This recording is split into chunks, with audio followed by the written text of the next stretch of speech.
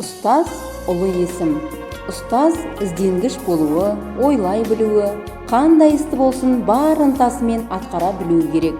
Іске деген сүйіспеншілігі бар мұғалім жақсы мұғалім болады. Егер мұғалім шәкіртін әкесіндей, шешесіндей сүйетін болса, ол барлық кітаптарды оқыған, бірақ іске де, шәкірттеріне де сүйіспеншілігі жоқ мұғалімнен тәуір болмақ.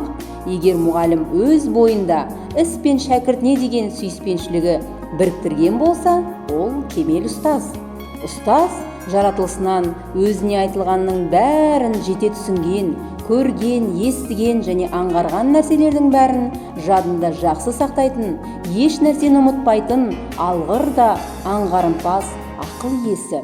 Мейлінше шешен, өнер білімге құштар, аса қанағатшыл, жаны асқақ және ар намысын ардақтайтын, жақындарына да, жат адамдарына да әділ, жұрттың бәріне жақсылық пен ізгілік көрсетіп, қорқыныш пен жасқану дегенді білмейтін батыл ержүрек болу керек.